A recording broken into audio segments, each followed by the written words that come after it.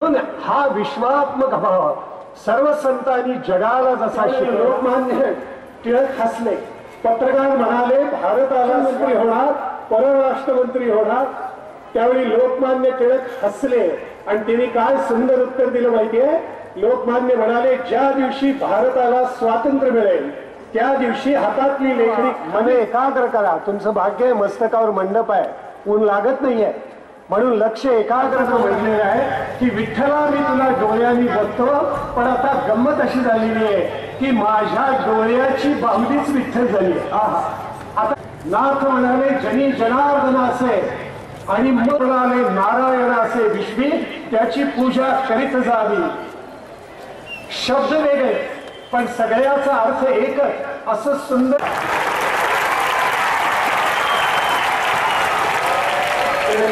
ही प्रेरणा कोणापासून लाभली? संत वाङ्मयापासून लाभली। स्वामी विवेकानंद असो,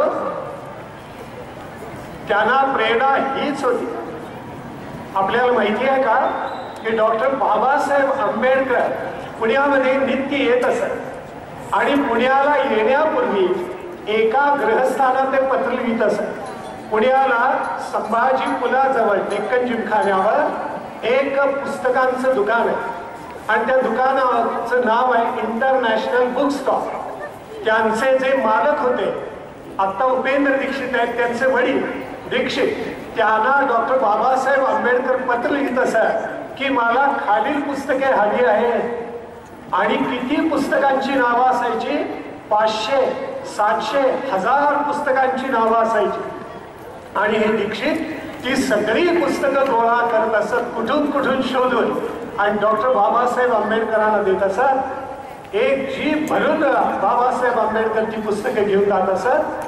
किती वाचनाचं प्रेम डॉक्टर बाबासाहेब, की तुम्ही माझं जे स्वागत केलं त्याच्याबद्दल धन्यवाद। आणि विवेकानंद एकच वाक्य असे निघाले की ते म्हणाले, आपण सर्वांनी आम्हा सर्वांचं जे स्वागत केलं त्याच्यामुळे आमची अंतःकरणे इतकी भरून आलेली आहे की तुम्हाला धन्यवाद द्यायला आमच्याजवळ शब्दही नाही आहे। I thank you in the name of the mother of all religions. I thank you in the name of millions and millions of my brothers and sisters belonging to the different country, caste, creed, नाना जाती पंथाचे माझ्या राष्ट्रामध्ये अनंत बांधव आणि भगिनी आहे, त्या सर्वांच्या वतीनं मी तुम्हाला धन्यवाद देतो। I thank you in the name of the most ancient order of the monks of which Gautam Buddha was a member. Gautam Buddha ज्याचे सभासद होते अशा संन्यास धर्माच्या प्रचंड संघटनेच्या वतीनं मी तुम्हा सर्वांना धन्यवाद देतो। किती सुंदर बोलले।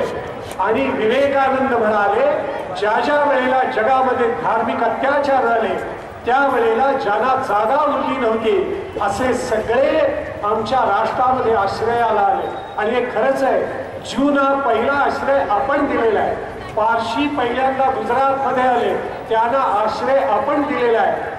ही विशाल भूमिका आपल्या मनात कुठून निर्माण झाली सांगा? ही